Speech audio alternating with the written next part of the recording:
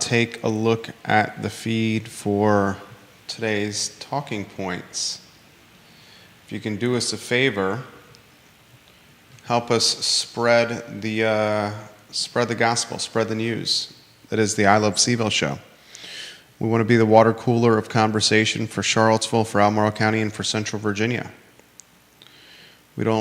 We actually would love for you, the viewer and listener, to contribute ideas to the program. It's one of our favorite ways. We love crowdsourcing content. Love crowdsourcing content. Like the show, share the show, embrace the show. Judah Wickhauer, I'm going to ask you in a matter of moments which headline is most intriguing to you, as I always do. The Boston College line is out. Boston College visits Charlottesville on Saturday. A big-time matchup of, I can't believe I'm saying this, two of the top teams in the Atlantic Coast Conference, and the Virginia football team is currently a 3.5-point favorite. The line opened at 2.5. Ladies and gentlemen, I think that's pretty awesome and pretty impressive. We'll talk about that today. J-Dubs, let me know when I Love CVille Facebook is live and up and running, if you could please, sir. We are live on my personal Facebook page. We are live on Twitter, J-Dubs. I'm going to confirm the group here in a matter of moments. If you could, let me know I Love CVille Facebook. The group is live, J-Dubs. Excellent work. Once we get I Love CVille up, we can rock and roll in today's program. The Lake Monticello neighborhood and LinkedIn needs to get up and running too, J-Dubs. The Lake Monticello Neighborhood Association, Homeowners Association, has canceled or discontinued or banned the fireworks show for the 4th of July in the largest neighborhood by rooftops for 2025. We are running out of patriotic activity in this area. LinkedIn is not quite live there, J-Dubs. So you got to get your mic in front of you so folks can hear from you. Sorry, your mic on.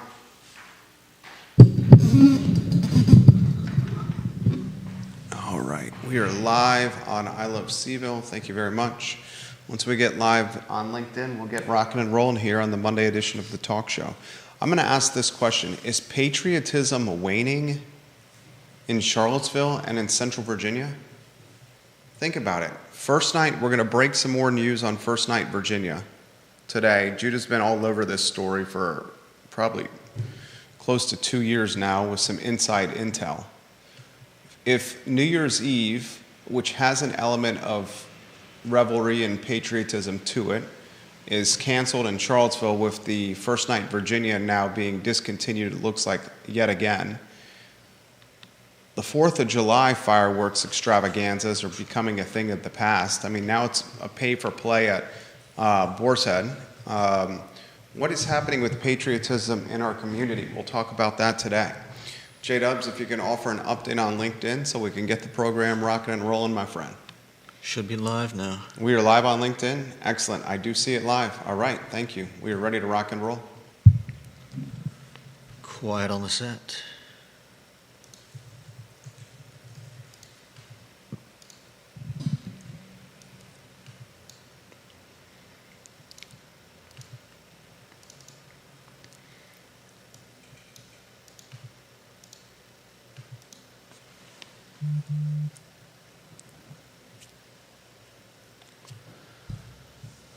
Welcome to the I Love CVille show. Good Monday afternoon to you. Thank you kindly for joining us. My name is Jerry Miller. A pleasure to connect with you guys after yet another soggy evening and morning in Charlottesville, in Albemarle County, and across Central Virginia. For the second straight day, Friday, now today, Albemarle County public schools have been closed due to rain and the concern of flooded roads. We're going to talk about the impact of canceling school and the largest school system in Central Virginia due to the fear of flooding. Was it the right move, canceling for the second straight school day schools and giving students and their parents essentially 4 days from their rugrats of being in a learning environment Friday, Saturday, Sunday, and Monday? I understand that the back roads in Albemarle County are vast and robust, and I understand some of those back roads, especially in the Whitehall and Greenwood and southern portions of Albemarle County, may be dangerous with trees, with flooded roads, and other precarious elements keeping kids and their parents and school buses from getting to and from schools. But I would bet 90% plus of students, their parents, and their bus routes would have had very little difficulty making it to schools today. Was canceling schools for the safety of 10% of the student body the right move when 90% of said body could have made it on time? I want to unpack that today. I want to talk on today's program about another letter, this one a third one, from an anonymous group of UVA physicians, this one published in the Daily Progress over the weekend on Saturday. This letter, even more direct, and this letter even more aggressive in tone, and this letter frankly disparages the president of the University of Virginia, Jim Ryan. We will highlight some elements of this letter, which you can find on the Daily Progress. If you are a member or a subscriber, the headline, Concerned Physicians of UVA, This is Why We Are Fighting, also pokes the bear that is Bill Crutchfield, the namesake of the Crutchfield Corporation. A lot to unpack on this commentary from yet again anonymous physicians at the University of Virginia. I want to talk about this topic. We are going to break some news on today's program about First Night Virginia. In fact, Judah Wickower is going to break the news with some inside intelligence in the First Night Virginia organization or outfit. Of course, this is the family-friendly version of New Year's Eve that transpires on the downtown mall. It's an event that's not booze or alcohol-centric. It's one you can bring your children to. It's been canceled for years now, first because of COVID, now, frankly, because of a lack of attention to execution, because there's no ringleader to make the event happen. We'll let Judah break that news. It also coincides with the news from Fluvanna County that the Lake Monticello Neighborhood Association, Homeowners Association, has now discontinued, is the word they're using. Perhaps the word is banned. The fireworks show in the largest neighborhood in Central Virginia, roughly 4,300 homes in Lake Monticello in Fluvanna. I'm going to ask you this question.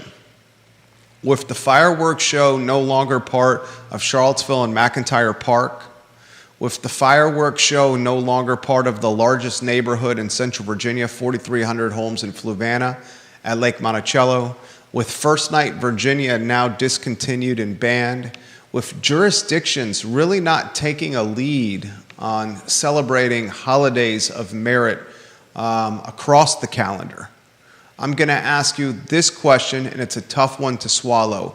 Is patriotism waning in our home, in our backyards, in the cities and counties that we call our place to live and choose to raise our kids? We'll talk about that today.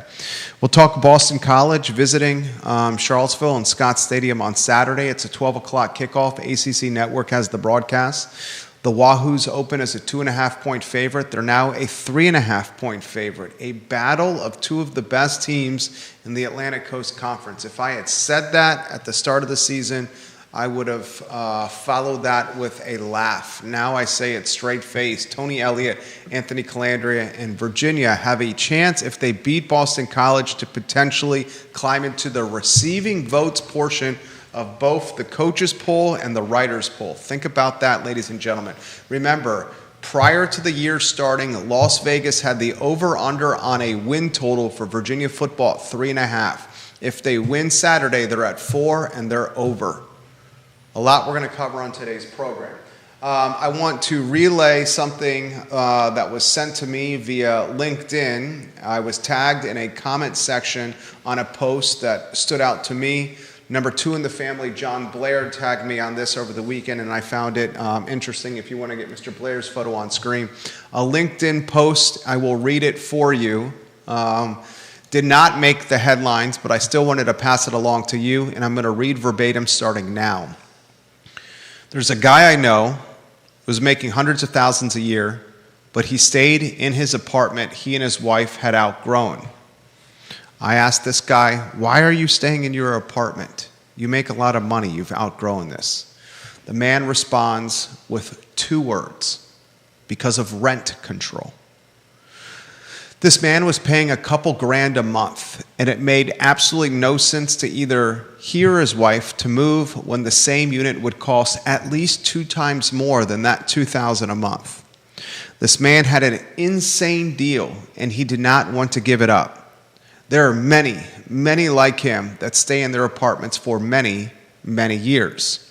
This rent control keeps apartment inventory low. This rent control increases rents for everyone else that are not lucky enough to be in a rent-controlled unit. This, ladies and gentlemen, is what the U.S. housing market has become. Millions and millions of people locked into 3% loans for the next 25 years. In fact, almost a quarter of U.S. homeowners have loans below 3%, and nearly 80% of U.S. homeowners are paying an interest rate of 5% or below. Just like my friend, people are not going to move and pay double for the same house or even 50% more. They're going to stick it out for a long time. They are not going to sell. This will keep prices high for everyone else. This is the American housing market. Rent control it at a grand scale with no end in sight. That stuck with me, ladies and gentlemen. These are my words now. John, I appreciate you tagging me on that LinkedIn post. John responds to this message on LinkedIn by saying, this is top shelf insight, Jim Duncan, Jerry Miller, and Todd Ray. It's also why the YIMBY movement has failed since 2022 and really is just sinking resources into a failed proposition. Why? Because so much of the housing market is going to act like subsidized housing for the next decade. I ain't moving out of this sweet deal. Harrisonburg might make some incremental moves, but IZ, inclusionary zoning jurisdictions like Charlottesville and Albemarle, are not going to move the needle at all. Mandating subsidized units into the teeth of a market with little fluidity just isn't something builders are going to do. That commentary, folks, did not make our headlines today, but I wanted to relay it to you nevertheless. The comparison of a rent control American housing ecosystem is apropos. Folks are just not jumping off that interest rate they secured during COVID, even if they've outgrown the house, even though they have significant stacks of equity in their home. We'll follow closely if rates drop, and I think you're truly going to see that rate fall in the first and second quarter of the next year. But until that happens, ladies and gentlemen, we have a housing ecosystem that's stuck in quicksand, and we're seeing that in Central Virginia.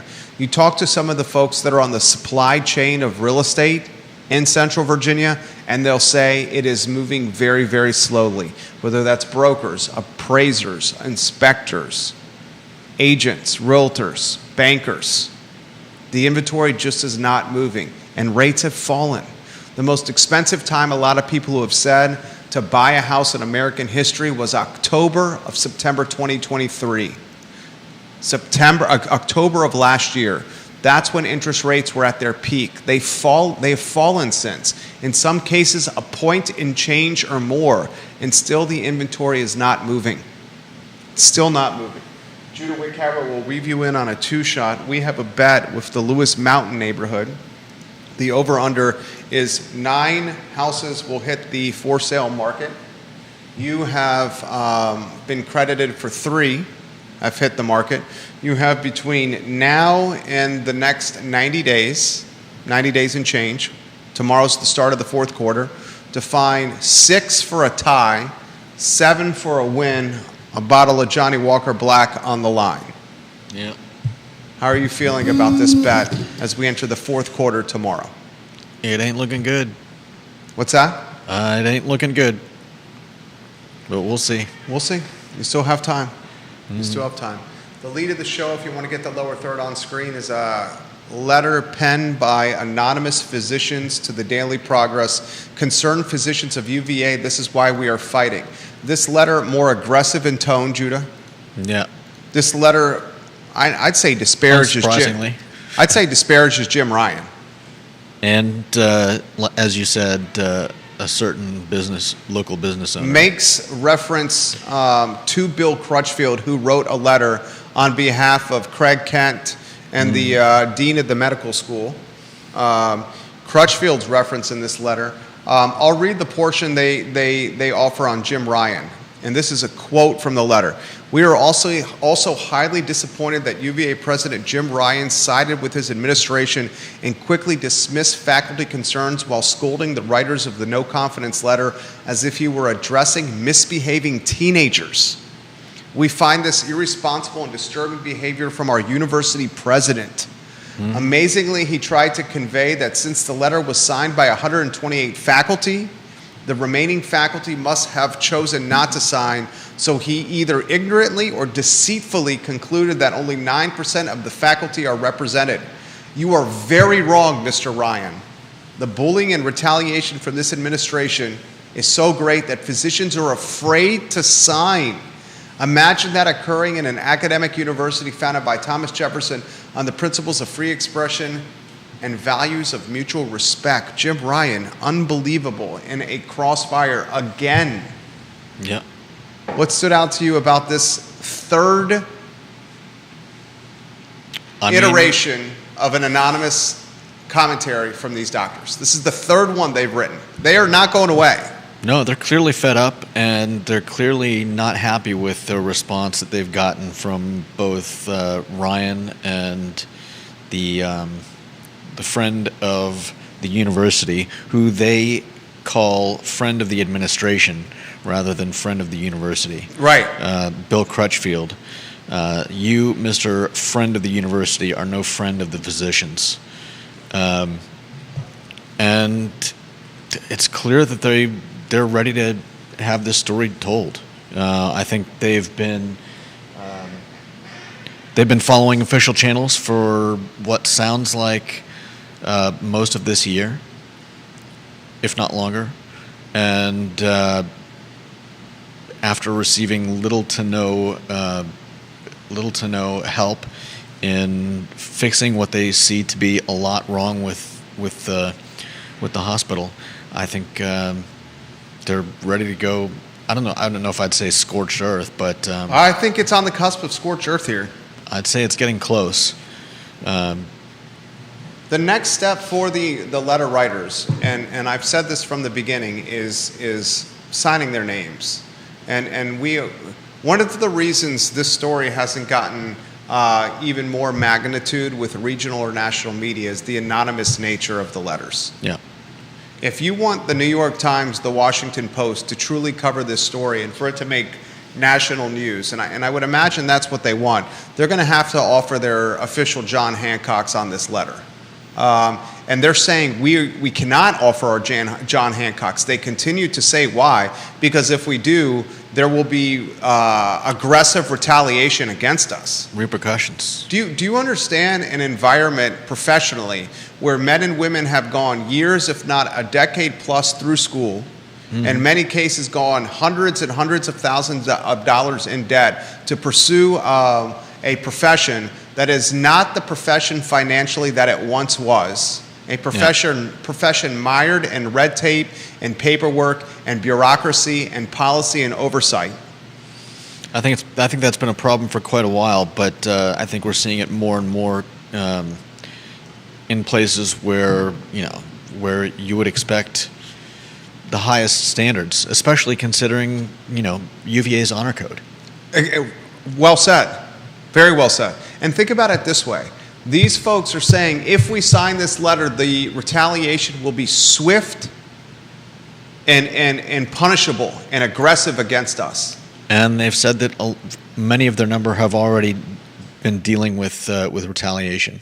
Is there for bringing up concerns in the past? Is there a link or a comparison to what some of these physicians and medical professionals are going through with what teachers and aides and educators have gone through? The teacher profession is a profession of noteworthiness, of respect, of you are giving of yourself to educate the next generation. The medical, doctors, nurses, surgeons, very much in a giving type of profession.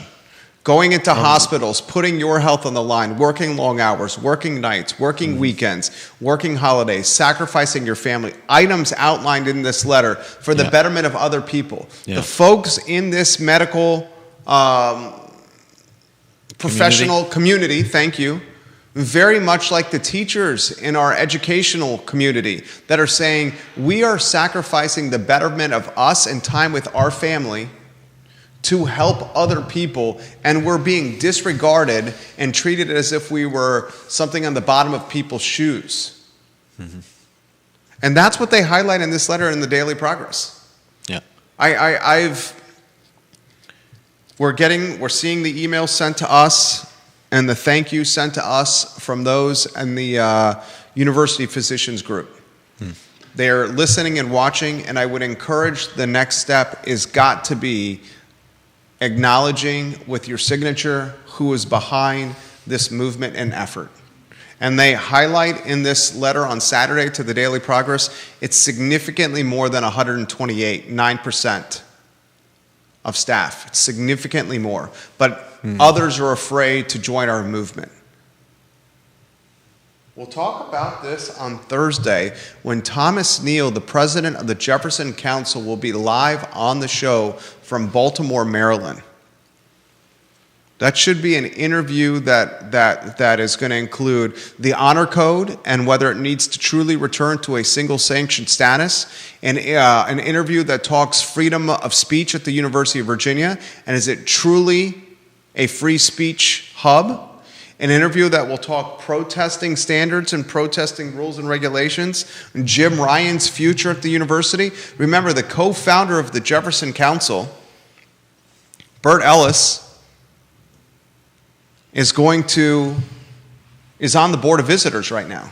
Mm-hmm. I got chastised a bit for the nickname we gave Mr. Ellis prior to setting up this interview. I've said many times, how do you know that he drove with it in his car? Maybe rightfully so, I was chastised. We do know he did use a razor blade or some kind of cutting mechanism, as it was highlighted in the email to us, to attempt to remove a sign from a lawn door. Mm-hmm. But those in a position of influence and power have given me the digital slap on the wrist for the moniker razor blade that was originated on this very platform. Still, the president of the Jefferson Council on Thursday's program, in an interview that I think is not only going to go viral on our I Love CVille network, but an interview that's going to be watched by, I've been told, members of the Board of Visitors and Jim Ryan's administration. Wow. So giddy up and get ready, viewers and listeners. Dotting the I's and crossing the T's on the first topic. Anything else stand out to you from that letter? Any other commentary you want to offer? Jack of all trades, Jack of all wits, Judah B. Wickower. Just more rounding out of this insane story, talking about excessive spending on consultants, C-suite executives, retaliation against individuals for raising concerns about patient safety.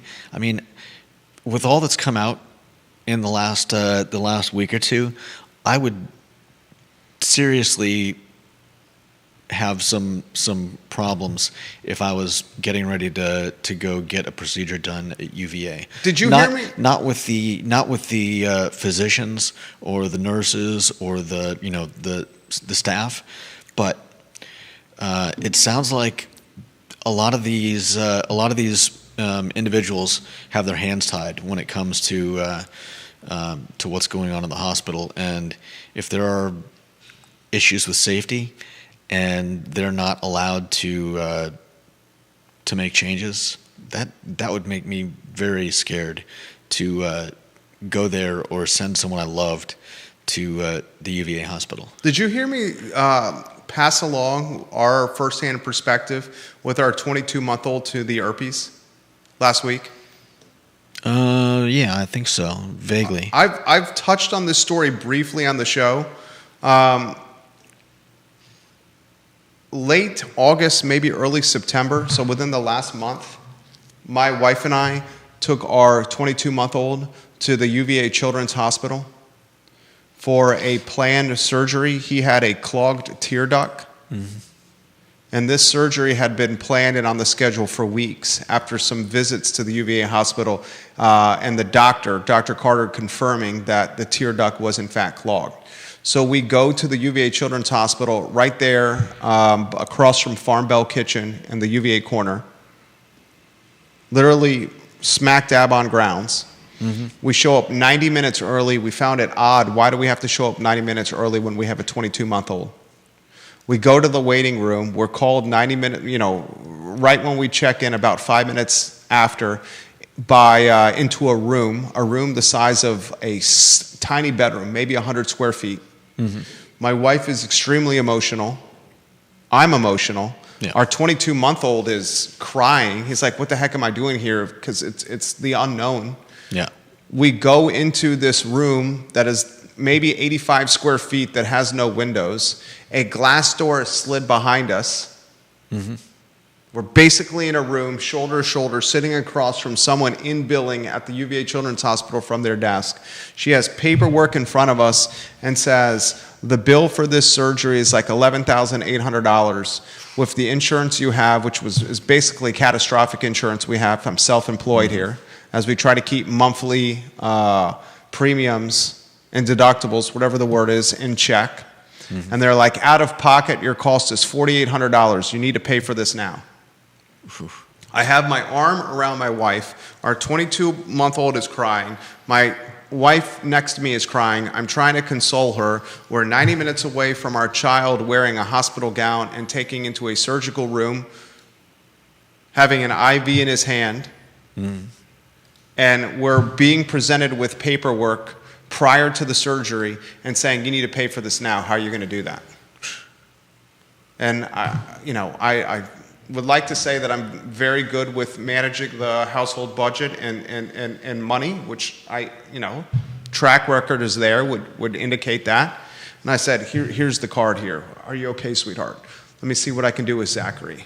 Putting my arm around my wife. It's going to be okay. He's in good hands. Didn't even look at the paperwork.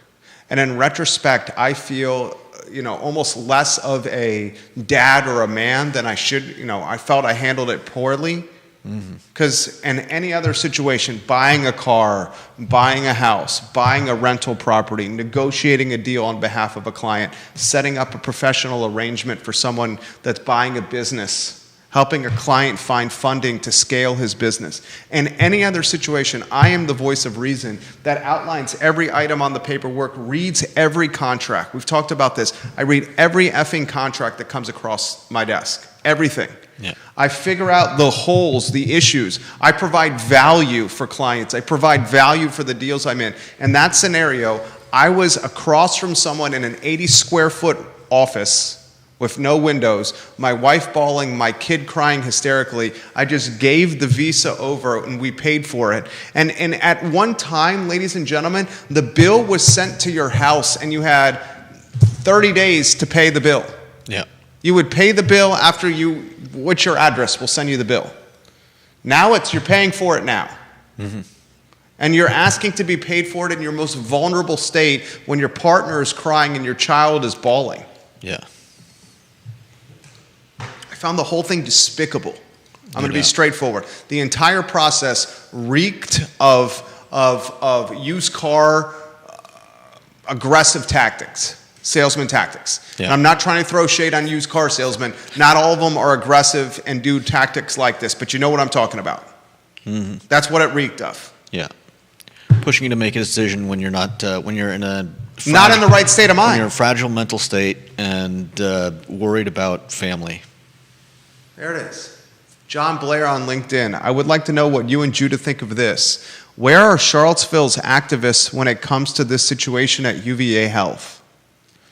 They treat the most disadvantaged people in the community. This isn't a race or class issue. Honestly, the most surprising angle of this story is the lack of community activism around allegations of substandard medical care and bad billing practices. Not a peep. Do you two or any of your listeners have any idea why there is zero activism around this? You want to touch on that? I have an idea. I mean, I have an idea too. Spit it out there. I would guess that it's not, it's not a hot button issue that's gonna, they don't want to drag themselves into something like this. It's not. It's not like socially acceptable. I don't think How there's is it enough. not? What do you mean? Explain this. Socially acceptable to stand up for what's right and wrong? Changing medical charts to maintain performance standards for the University of Virginia and fraudulently billing people? Not refusing to change bills that are clearly fraudulent? Yeah. Okay, can I make a legitimate argument? Who are two of the biggest activists that you know in Charlottesville? And I'll be very straightforward. Two of the biggest activists in this community that are organized and strategized, that use organization and strategy to pursue their activism. It's the group at Livable Charlottesville. And the co-chairs of the group of Livable Charlottesville, Stephen Johnson and Matthew Gillikin, have one thing in common. You know what that is? What's that? They're employed by the University of Virginia. Ah. The most vocal activist in this community right now, I would say, is Matthew Gillikin. Mm-hmm. And he's employed by UVA Health. And isn't Ziana Bryant still somehow connected with the university? I know she's a. Is there an active lawsuit with Ziana Bryant and the university? I know she's in good standing with the university, despite the fact that she led the charge on, a false charge against Bettinger. Mr. Johnson, a professor, co-founder of Livable Seville, professor at UVA. His other co-founder, Matthew Gillikin, works in speech at UVA Health. Think about that. Yeah. They use Charlottesville Twitter and their platform to put activism in the narrative. Think about that, folks. So you're saying them commenting on the situation would be akin to biting the hand that feeds them? They work for the university. And if they know anything about the retaliation that's been seen in this part of the university, I wonder if they're naturally afraid of a similar type of retaliation where they work.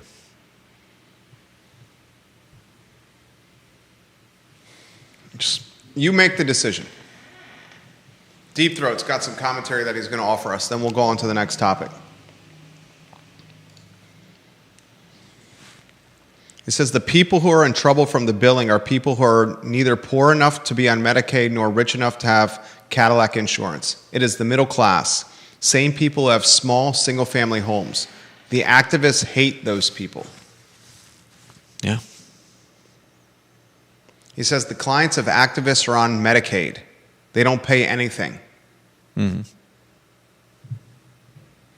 He said, I would say that at universities generally, faculty of all fields have started to realize that it was a mistake to abdicate control to central administration. At some institutions, faculty is trying to claw back control from administrators. Feels a bit like that is what is needed at UVA Health and Medical School. He says these doctors would have been justified in both calling him out by name and criticizing him even more. Mm-hmm. And he says that about Bill Crutchfield.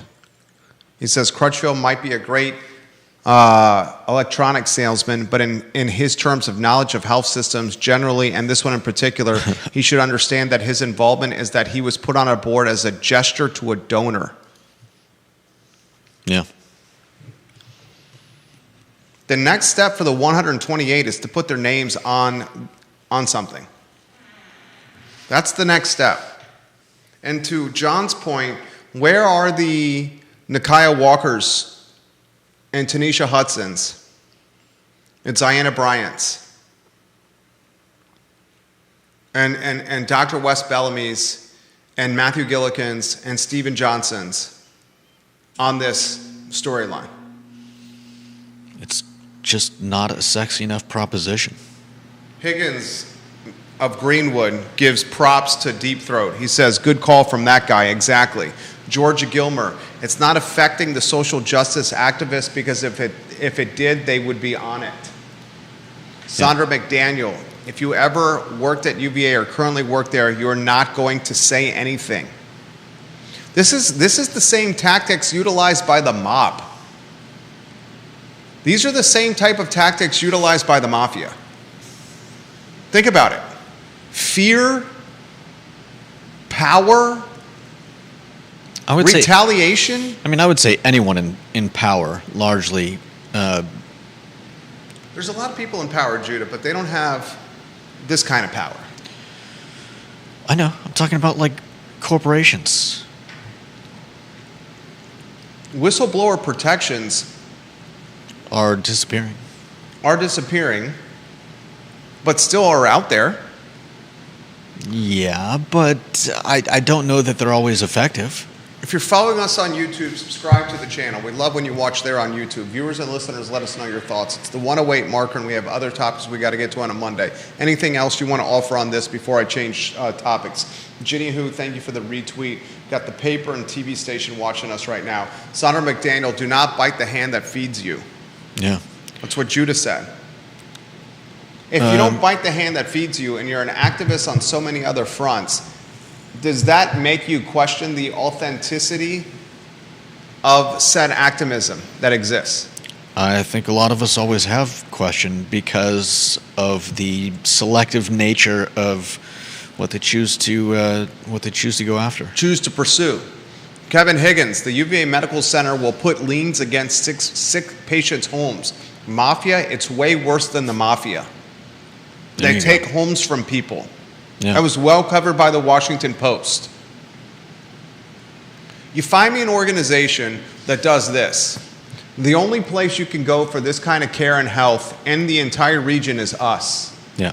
We're going to charge you what we want, even if it's not accurate billing. If you have a problem with the bill that we gave you, so what? We're still going to charge you.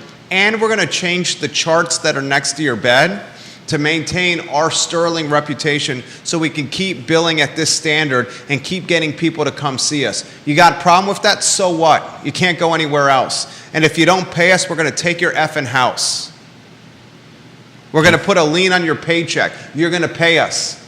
We're going to break your proverbial knees. The proverbial knees is we're going to steal your house from you. No, seriously. I know. Think about that. You got a problem? Pay us right now. Your 22-month-old is bawling. Your wife is crying. We got you trapped in an 80-square-foot office 90 minutes before your kid puts on a hospital gown, has an IV in his arm, and is taken from your arms to a surgical room to do a procedure next to his eyeball. Mm-hmm. Where else are you going to go? Where else are you going to go? Where else are you going to go, guys? The bill is $11,800. Where else are you going to go? And people are surprised that Americans will go overseas for medical procedures. Where else are you going to go? Oh, and if you don't want to do this, that's fine. Your 22-month-old will just cry from that eye for the rest of his life. Next headline. What do you got? Albico Public Schools closed Friday and today. All right, you put the lower third on screen here. Viewers and listeners, parents of Albemarle County Public Schools, I got this question for you. Schools were closed on Friday, Albemarle County Public Schools, largest school system in Central Virginia. Schools were closed today, Monday. I would say, and I'm going to use a conservative number, okay, Judah? 90% of the students in Albemarle County Public Schools would have had no difficulty getting to school today. 90%. I understand that there's a percentage of Albemarle County Public Schools, whether it's Whitehall, Free Union, Greenwood, southern Albemarle County, around the James River in the Scottsville area, okay? Schuyler, Batesville areas. And I'm just throwing rural communities out there. Portions of Earlysville, portions of Barbersville, where their ability to get to school, especially early in the morning, was challenging due to roads being out, roads being potentially flooded, trees blocking the roads. I get that. Mm-hmm. I'm going to use a conservative number of 90% of the student body could have gotten to school on Friday, 90% of the student body could have gotten to school today. Yet schools were closed for the entire system on Friday and Monday, creating a 4-day weekend for parents. 4-day weekend for parents. It's a potential nightmare for any mom and dad, any mom and mom, any dad and dad. I'll put it also into perspective. The private schools had school on Friday, and the private schools had school on Monday, and none of the private schools started late or ended early. Eventually, and some people may not like this, but I would bet you the large majority do. Eventually, common sense needs to prevail, and we need to say, 10% can't make it. Let's give them a pass on a tardy or an excused absence. The remaining 90% get in school and learn. And help your parents navigate their day, especially if it's a household of 2 working parents that need school to give their kids a leg up, but also need school that's cut to the chase as a form of childcare, so mom and mom, dad and dad can pay the bills with their 9 to 5 on Friday, their 12-hour shift on Monday, or their overnight shift on Friday or Monday. Okay? Eventually, common sense should prevail. And the common sense tells me 90% plus can make it to the classroom. Why wouldn't you open? Seriously. We have canceled school for 2 straight days because of rain. Because of rain. Mm-hmm. And I need to say this. My parents live in Flat Rock, North Carolina, right outside Asheville, in the eye of this storm. Have you seen the photos online or the imagery on some of these cable news networks on what's happened to Asheville? No, I haven't seen anything about Asheville. Asheville, North Carolina has been destroyed. Oh, wow. My parents live 25 minutes from Asheville, 30 minutes from Asheville. I spoke with my wife, with my mom this morning. My mom and dad are technology illiterate. My mom legitimately has a burner cell phone. Net 10 is her cell phone provider. She pays for cell phone service by the minute as opposed to a monthly plan. Minutes used is how she pays for her cell phone because she doesn't use it that much. Somehow her cell phone is working despite AT&T, Sprint, and Verizon, all her neighbors' phones being out. They also have a generator that was serviced 10 days ago, fortunately for them, so they have power in limited portions of their house. Their neighbors are coming to her home, to my dad's home, to use their Net 10, pay by the minute, purchase at 7-Eleven cell phone. Okay. She said the Publix grocery store and the Publix competitor in Flat Rock, right outside Hendersonville, North Carolina, half an hour or so from Asheville, had a 3-hour line just to get into the grocery store.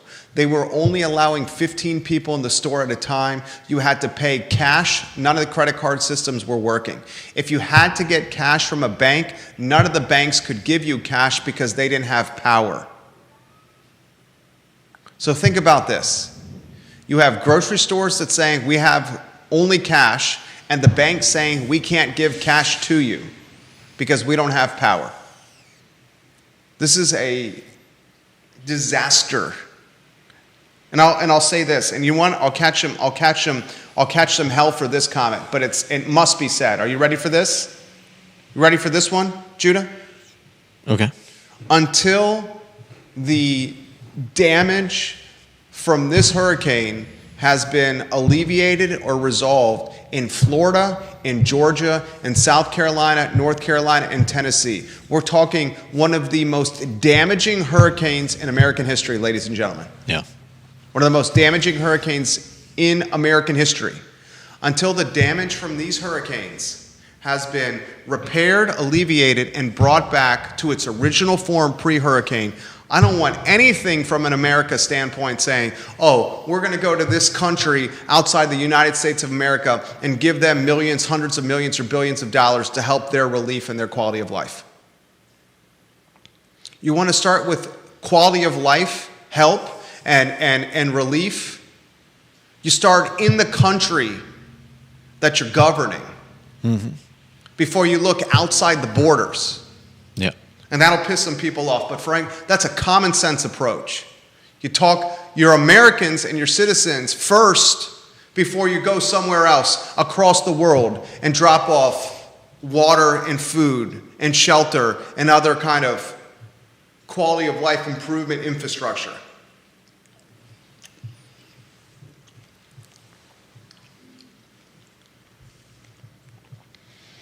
Can't buy food unless you have cash in Flat Rock, North Carolina. Can't get cash from the bank because they don't have electricity. Right. Think about that. I know.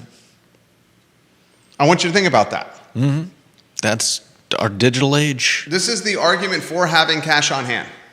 Fortunately, my parents have cash on hand all the time because they're OGs. They are OGs. My dad, the OG of OGs.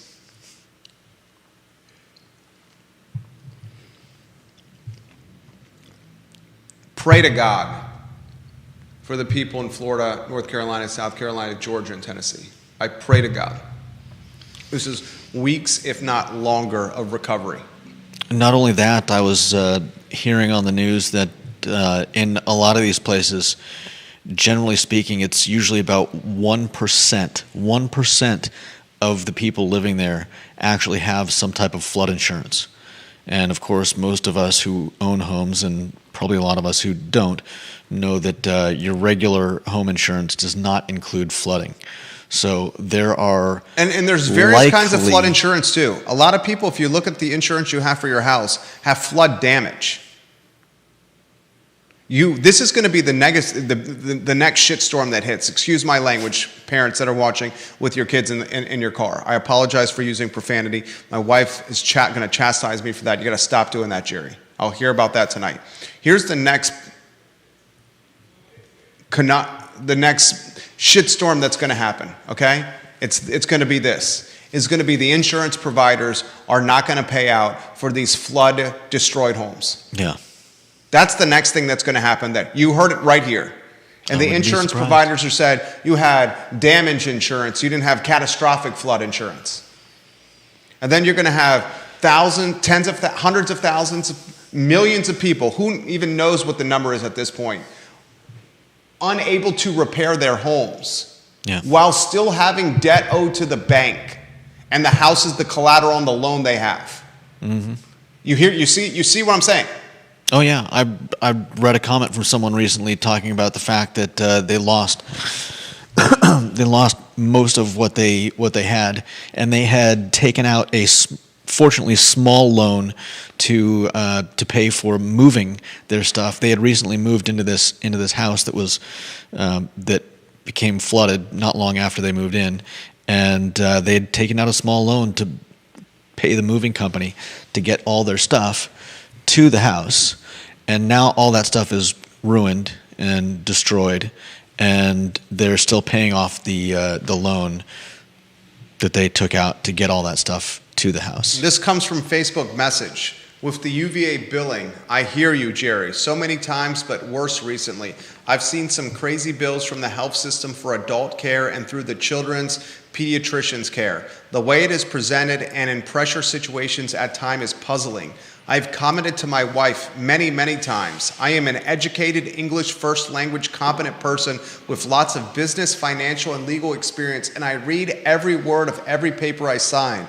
I always say if I feel pressured and not right with the medical center billing, imagine those who do not have all the benefits I have listed above. Then throw in the current 100%. accusations by whistleblowers, and you better believe I will be more prudent moving forward. That's exactly how I feel, and I swear to God, I sincerely feel less of a man. You call that chauvinist, you call that misogynist, whatever the word you want to call it here. I feel less of a provider or father or a husband when I was in an 80 square foot room and they said, you need to sign this as my 22-month-old is bawling, as my wife is crying, an hour and change before his surgery, and I just gave him the family credit card to pay for it without picking it apart like Thanksgiving turkey, like I do in every other circumstance of every other deal I negotiate.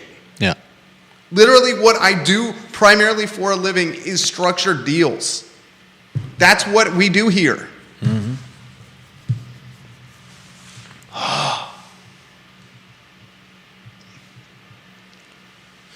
Holly Foster and Henrico, so glad to hear your parents are safe. My mother always told me to have cash hidden in the house in case power was out and the banks were closed, and I still do that.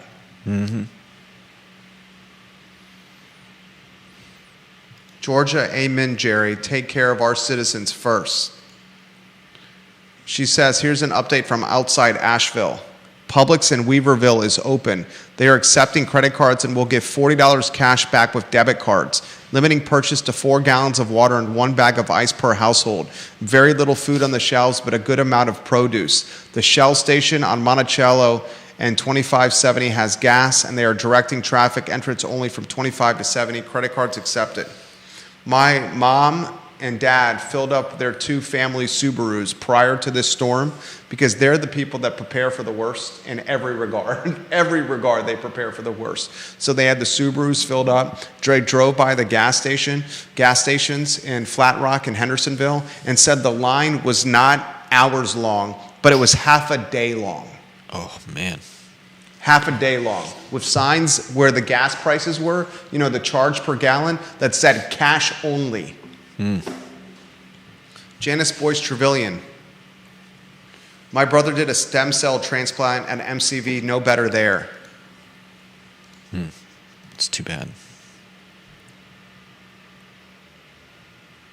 Samaritan's Purse Franklin Graham's organization was first on site with good water and oxygen for those who need it, not our government.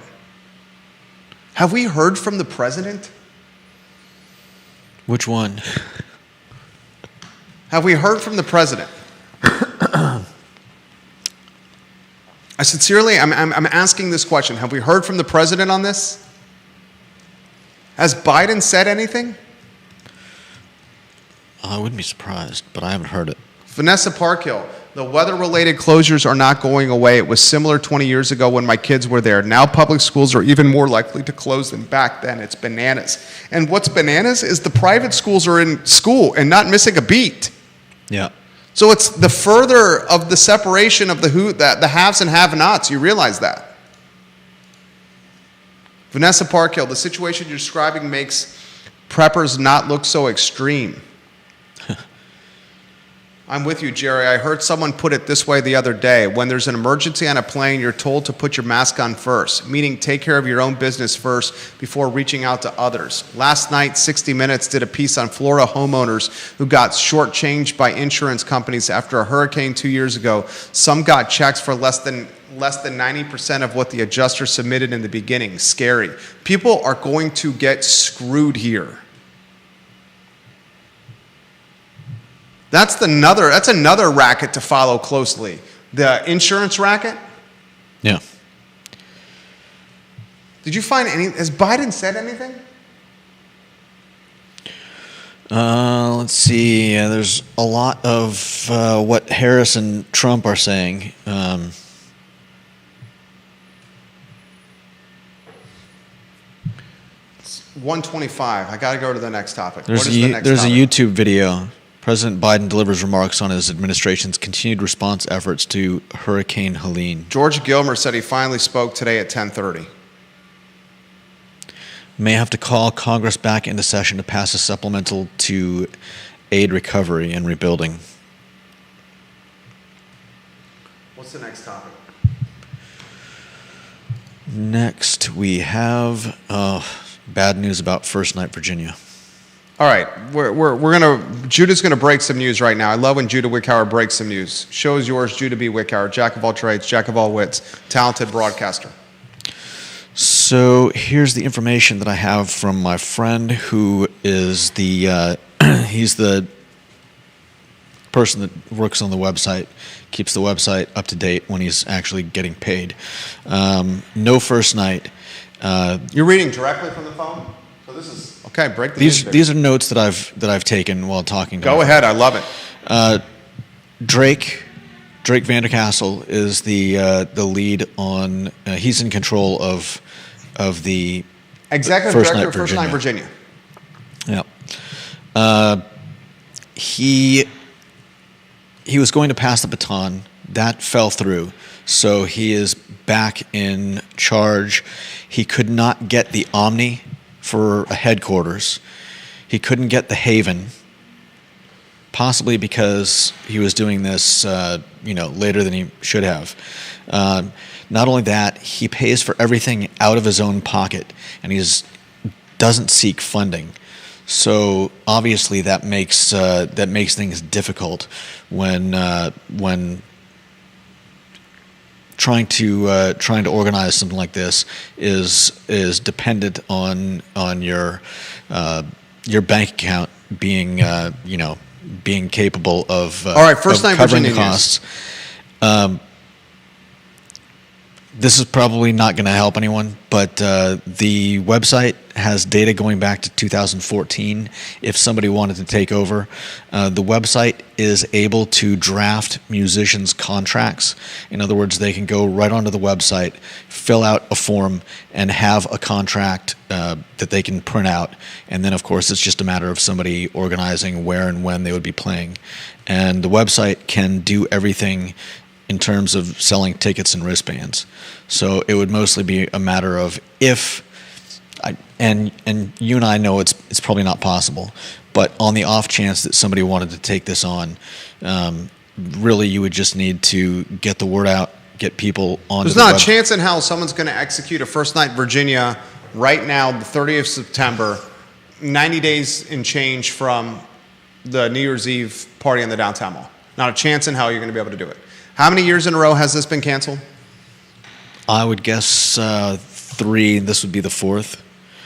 I doubt we had one on. So we had one probably turn of the year 2020, prior to COVID. 2019 to 2020, we probably had one. So it was canceled 21, 22, 23, and this is 24. 20. We had one in 2019, 20. We did not have one in 2020, 21. This is the 4th straight year of First Night Virginia being canceled. Yeah. I'm going to link this First Night Virginia, the family-friendly New Year's Eve party on the downtown mall that was not booze focus, alcohol focus. Yeah. I have 2 kids. Finding something to do with your 2 kids that is not booze focus is difficult in this town. Remember, they're not doing a fireworks show at McIntyre Park anymore. Right. Lake Monticello, you put that headline on screen. The neighborhood association, rotate that lower third. These 2 lower thirds should be rotated. The Lake Monticello Homeowners Association has discontinued their word. I'll say banned. Why banned? The fireworks show for the 4th of July in 2025. What do you mean, why banned? They're not allowing it. They're not hosting it. It's not that they're not allowing it. They're saying we're not going to do this anymore. Yeah. I wouldn't call that a banning. I would just say jettison the fireworks show. Okay? Discontinued. Can I ask the question for the viewer and listener of this fine and fair talk show? What the hell happened to community patriotism? The Dogwood Parade is a meager shell of its former self. Mm-hmm. It's an afterthought, the Dogwood Parade. There's no McIntyre fireworks anymore. Yeah. Lake Monticello, the largest neighborhood in Central Virginia, 4,300 homes, says peace out to the fireworks on the 4th of July. First Night Virginia is crickets. Are we 2024 going into 2025? Is that a state of American patriotism? Central Virginia, a microcosm of it? Okay, you want some patriotism? And they do a fantastic job. You're going to pay per car to get into the Boar's Head, and it ain't cheap. Or pull up a spot at a beloved King Family Vineyards, or make the trip to Scottsville with 15,000 other people. You want a family-friendly New Year's Eve celebration? Drive to Richmond. Go to D.C. Why is patriotism waning? I think some people would. I can tell you why patriotism's waning. Go ahead and make your point. I don't know if this is necessarily why it's waning. I think a lot of people associate patriotism with nationalism and certain groups, but I think that I think it's taken some big hits with the pandemic, and I mean, we talk a lot about rent and housing and businesses that can and can't survive, and I think a lot of this is intimately connected. Patriotism undoubtedly now being linked to nationalism. Patriotism now is seen as something of uncool, something of the privileged. Patriotism now linked with privileged. Think about that. We're in a state of our country where patriotism is being linked with status. Okay. Patriotism being linked with radical perspective. Yeah. It's nauseating. At a time where we need patriotism more than ever, a devastating hurricane that's crushed much of the Southeast, we would rather, for many of us, shift our attention and our resources outside of the country because of how disenchanted we are with politics and what's transpiring in the land of the free and the home of the brave. And that is demoralizing.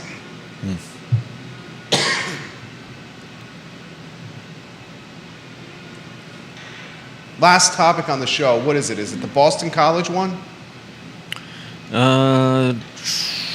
Not the last. We got. Yeah, I guess those three are kind of connected. All right, Thursday on There's this talk Boston show, the College. Jefferson Council president will be on the show. This Thursday, Thomas Neal, president of the Jefferson Council, via Skype from Baltimore, Maryland, on the show. Mark your calendars. Wednesday's show, we also have one of the best guys in Charlottesville, Alex Witten, on the program. He's going to also welcome, we're also welcoming Nick Bell. They'll talk about athletics in Central Virginia. Two fantastic men, Nick Bell and Alex Witten, on Wednesday's show. You already have the invite set up on our calendar for that, J-Dubs. Yeah. Thursday, Thomas Neal, Jefferson Council. Tomorrow at 10:15 a.m., the Jerry and Jerry Show, where we'll talk about this Boston College game. The Wahoos are 3.5-point favorite, ladies and gentlemen. Wow. Again? 3.5-point favorite for Tony Elliott's team. Mm-hmm. A team that was picked to win 3.5 games. The over-under was set at 3.5. They're at 3-1 right now. They started 3-1. To put this game into perspective, I'm going to call up the ACC standings. Cannot believe Virginia's favored in this game. You look at the ACC standings and you see Virginia at 3-1 overall, 1-0 in conference play. They're coming out of the bye week and they play an Eagles team that's one of the best in the conference, but a team that they can beat. Boston College, 4-1 overall, 1-0 in conference play.